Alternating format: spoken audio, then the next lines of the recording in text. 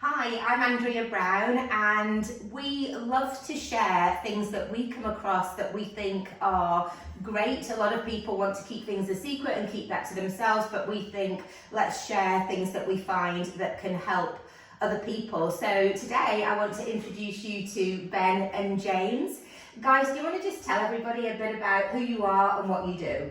Yeah, I'm Ben. I'm a strength conditioning coach. So I work for the UK Sports Institute with British Gymnastics. I do that 3 days a week, and 2 days a week I work privately doing strength conditioning, of which I collaborate with James as part of our performance. I'm James, I'm a physio, so I run my own clinic, which is Arc Physio and then Arc Performance with Ben. I work with England Hockey and then do some other contracting bits and pieces with the LTA and rugby, cycling, other bits and pieces, so it keeps me on my toes.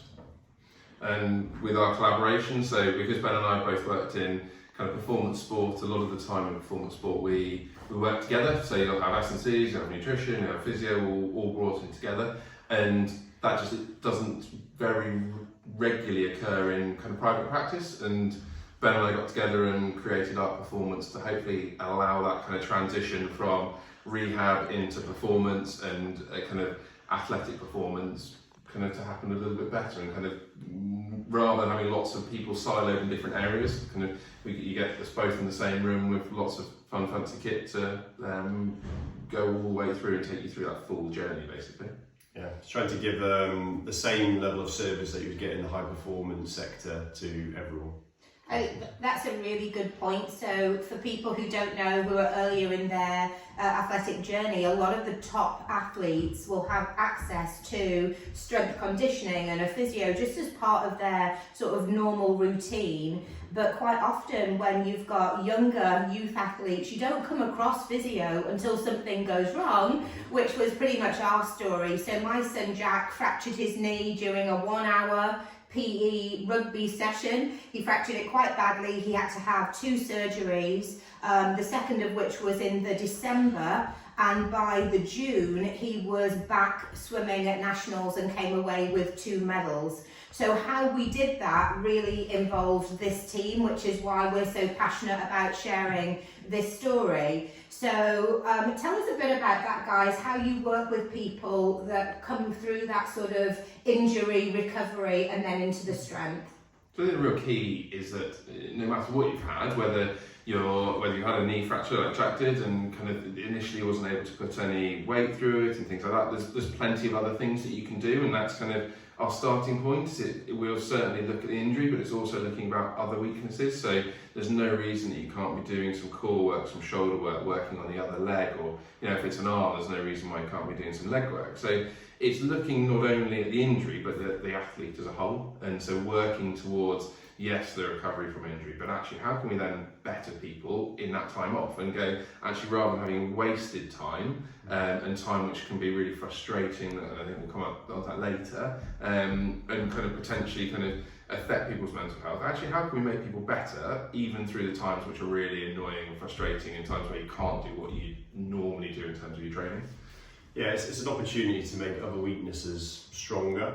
So in youth athletes particularly, if you're taken out of your sport, you've suddenly got a lot of available time that you can direct that to make things that aren't maybe your strength, super strengths.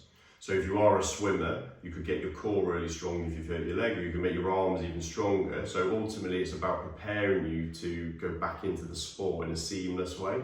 We often get, if it is a lower limb injury, if the non-injured leg hasn't had any work done to it, that will also detrain as you're rehabbing the injured side, and ultimately then that's going to slow your return back into sport. So actually you want to keep the uninjured leg as strong as possible, if not stronger, because that then sets a benchmark for the injured leg to try and catch up to, and then in theory you should return better than when you got injured in the first place, which ultimately is the aim.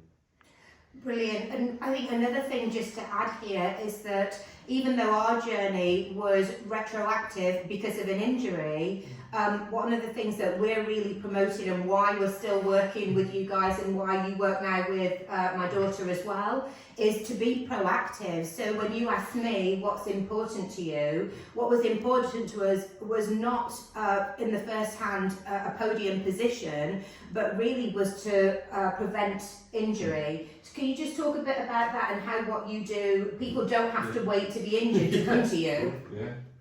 Yeah, I'll go. So every sport will have certain characteristics that will make you better. So if we take swimming, for example, it is the first point of contact is predominantly going to be your pecs, and then it's going to be your lats. Swimming will massively work your front of your shoulder. So when we do some of our testing and we use objective testing markers of force tracers, we'll look at the strength between internal rotation and external rotation, and ideally you want to see a nice balance.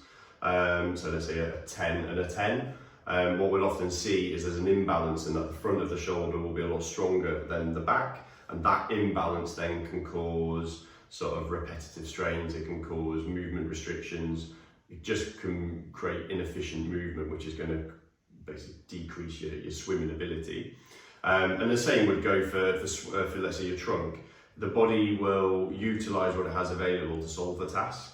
That isn't always the most efficient way of solving a task, and ultimately if you can then look at how the body is balanced in terms of its strength, you can kind of then identify what pattern it currently takes and then lay that against the blueprint around what is potentially optimum, and then you can look for where the gaps in performance are, and then through objective data you can then put interventions in to try and minimise those gaps. So it's never a case of if you do that you won't get injured, you're just minimising the assumption of how the body wants to function and therefore trying to make it as optimal as possible.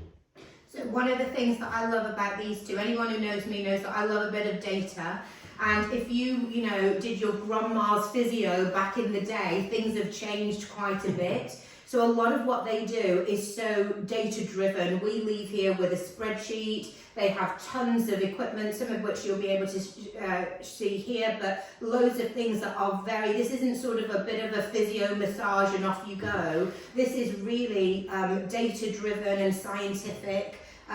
Research behind a lot of the work that they do. There's a lot of degrees and qualifications that back up the information that both of these guys have.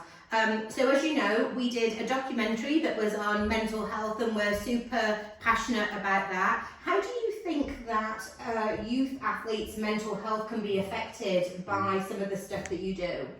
So I think injury, unfortunately, a lot of the time is inevitable through one reason or another, and as much as we try and minimise it through all that we do and all the coaching and the technique work that athletes do, there is a chance with the more hours you put in, the higher the chance of injury in a lot of the cases. Now, there's a lot of time with injury especially that there's two ways to go. Either you can sit in the camp of I'm injured and I don't do anything because I can't do anything because of my knee, and get frustrated, and that can then drive I'm not then with friends, I'm not training, and that can massively affect people's mental health, because if that's how they identify as an athlete and in a performance environment kind of constantly pushing the boundaries, that can really affect people. Whereas you can sit in that camp and be kind of really effective, or we can try and drive you like we do into the other camp of things of going, well actually, what can we do if your knee's injured? What can we do about your shoulders? What can we do about your core? What can we do about the other leg?